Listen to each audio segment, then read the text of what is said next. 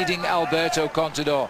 But it's all down to Schleck to do something about it, and he might well ease up in a minute and try to start and jump him.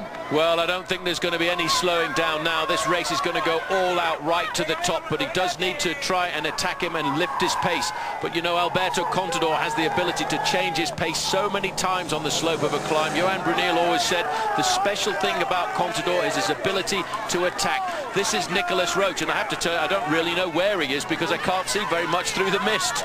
Well, I'll tell you where he isn't on our computer screens. He's not listed at all at the moment. He might well be in third place on the road, but as far as we know, it's Horner, Kreuziger, Heyerdahl, Rodriguez, Vandenbroek, Sanchez, Menchov and Gessing in that very select chase group, and they're already 1 minute and 16 seconds behind these two. Well, there's no request at all from Andy Schleck to Alberto Contador to come forward and do any of the pacemaking, and Schleck is just going for it here this afternoon. Contador, all he has to do is just stay there. It's a difficult thing to do, but at least you've got to take your hat off to Andy Schleck for trying. They're about to see 5 kilometres to go here on the Col du Tourmalet. That's 3 miles left to the summit. It gets harder, it gets narrower, and the twists and turns a lot more. And this is where Andy has got to try and open the gap. There it is, 5 kilometres to the summit. That's going to take them an awful long way to get to the top of this climb, but Andy Schleck continues to tamp out that very vicious pace. The two leaders are just inside, 5 kilometres to climb. They're in the heaviest cloud of the moment. They'll come out of it before the finish, and all they'll see when they come out of it is a very, very steep twisting road to the summit of the Col du Tourmalet. And no, Contador will not go past Andy Schleck. It's up to Schleck to lose him. Well, it's up to Schleck to try and rip the yellow jersey off the shoulders of Alberto Contador. He's done everything he can, but what a great job of work done by Team Saxo back to set this up, and Andy Schleck is kicking again. Remember, Schleck needs 9 seconds to get the yellow, so he starts last in the time trial on Saturday. He has said, if I don't start last in the time trial, there's no way I will ever beat Alberto Contador on Saturday. So it's very important he knows what Contador is doing in front of him in the time trial. And that's what he wants to do, but he's not going to do it like this. He needs to just keep accelerating. He needs to go back a fraction and then jump once again. The crowd are going crazy here as we go through the mist, and I wonder if they will climb out of the mist at all. Just inside of 3 miles to go to the finish. This is a phenomenal work that Andy Schleck is doing on the front end of the race. He's increased the tempo here, and Contador's matching him. They will climb out of the mist, believe me, as they continue. The flag of Australia waving there. Be a little bit of a wait today, I'm afraid, for Cadel Evans. But as you look at these two now, if you can just see the face here of Schleck, this is hurting him. Contador is just concentrating and answering the call of Schleck's pedals. Well, they've got a good 1 minute and 20 seconds over the chase group behind them, which is a chase group containing all of the riders up in the top 10 overall, apart from Levi Leipheimer, who seems to have faltered, but he's been replaced by his own teammate, Chris Horner, who is in that group with Kreuziger, Heyerdahl, Rodriguez, Vandenbroek. Sanchez is still there with Menchov and Gessing. Now he looks over his shoulder. That's the bad sign. Here comes the slowdown. He knows that he hasn't got rid of high-speed tempo riding, has not got rid of Contador. We're looking soon in about 1/3 of a kilometre for 4 to go. Time is running out for Andy Schleck here, and the crowd are getting deeper by the inch. Well, he was looking to see whether he's got that final little bit of acceleration as they start to get that bit steeper up the climb. Just about 4 kilometres to go. Is this the shutdown by Andy Schleck? Is he a little bit disheartened by the fact that Contador has not given him an inch on that back wheel? The crowd are shouting them through. The adrenaline must pour. They are riding almost side by side to the 4 kilometre sign here in the final mountain stage of the Tour. And as Contador will not go by him, he's just hanging on in there. Schleck is now beginning to look a little bit confused. Well, he's looking into the face of Alberto Contador to see if he can see any sign of weakness, but so far Alberto Contador hasn't shown any sign of weakness at all. Andy Schleck has to continue with the path that he's decided to choose here this afternoon. There is no turning back. The white jersey of Schleck, the best young rider. The crowd are shouting into the ears of Contador. These people are all Spanish. They're not French. They can go over the hill and go home anytime they want to. They're here to see the Spanish rider keep his yellow jersey. Contador's going. And he's gone. And is Schleck going to answer that one? I'm not sure he can, because this is going to be a massive attack. Andy Schleck, though, has got all of the courage that has come to him in this Tour de France. Look at that. He's back on him.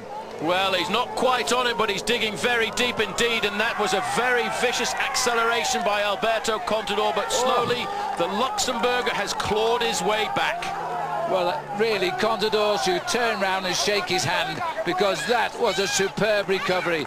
I think there might have even been a word there, because look now at Schleck staring into the eyes of Contador as if to say, you sat on me all the way up and you thought you could get rid of me.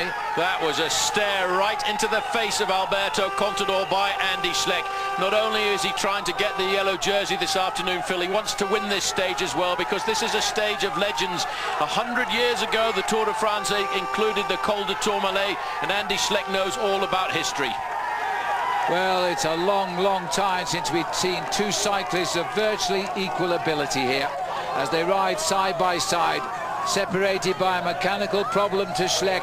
Otherwise, they might still be locked in a duo battle. Well, that would be a real battle on the final time trial if they'd gone in with that, a difference of 31 seconds. However, it's 8 seconds advantage to Alberto Contador. I wonder if he's going to try again, because he probably will be a bit disheartened. You know, last year when Alberto Contador attacked on the slopes of a climb, he went clear from everybody. This year it's a little bit different. Well, Contador must have been pretty surprised there that Schleck had that power still in his legs, because it really was a quick reaction by Schleck. We're going to be out of the mist soon now. We'll be at 3 kilometres to go. These two boys could well go to the line side by side. How fitting would that be? And if you remember when we went back to the time when Andy Schleck followed Alberto Contador because he said he didn't think he could respond to the surprise attacks, well, he responded to that one perfectly. 100 years of climbing the Col du Tourmalet. Well, they paid homage to the mountain today with one of the greatest climbs by two riders in the history of the Tour. But this has been an incredible battle, and Andy Schleck will not give up at all. I wonder if Contador thinks he's got one last acceleration in those legs of his this afternoon at 3K to go. 3 kilometres, 1.8 miles to the end of the mountains in the Tour de France. It won't be the end of the Tour. There's 3 more days to go, and there's a crucial time trial to come on Saturday. These two boys go up like Siamese twins. Well, the Spanish flags now are waving there, hoping their man can come up with the victory on this top of the Col du Tourmalet. They also want him to take the yellow jersey all the way up to Paris. Andy Schleck has ridden like a man possessed this afternoon. He's a real fighter, and he will fight all the way up to the top of this climb, and he'll still hope that he's going to get himself a victory. Got himself tangled in the Basque flag there. Please don't let that falsify the race. Well, the Vikings have landed. They've found the Col du Tourmalet. It's taken them 100 years, but there they are as Andy Schleck now looks out here for Luxembourg. Nobody has climbed in a race from Luxembourg in this race since the great Charlie Gaulle, who coined the image, the angel of the mountain. Well, I'm not sure about the guys on the left-hand side of the road. Well, they're very brave men in these weather conditions, I can tell you. I think they're trying to emulate Borat from a couple of years ago, but anyway, more importantly, back to the race. Schleck's face shows all of the concentration he needs, while further down the road at around about 1:20, Robert Gesink is trying to keep his man Denny Menchov right up in the overall standings, and just tacked on the back there, I'm just looking, I think yes he is, Sammy Sanchez. But also another superb piece of riding coming out of Chris Horner after that long breakaway the other day before when we went into Pau, moved him up to 14th place overall. This man could be moving into the top 10 tonight, moving forward with rider Hejerdal. So there's the clean bottle. We knew he'd get in on the axe somewhere. Dave's running up the mountain again today, but he can't keep up with these two. They're side by side. Can Schleck do one more attack? Well, I'm not sure he's got it in him. You know, he's really done everything. He's done all of the pacemaking. All Contador has had to do, Phil, is watch one man. That's the way it's been for these 4 big mountain stages. All he needed to do was watch Andy Schleck and just stay there. And that's what he's done on this climb. He's just sat in his slipstream. He tried to drop him, but he couldn't.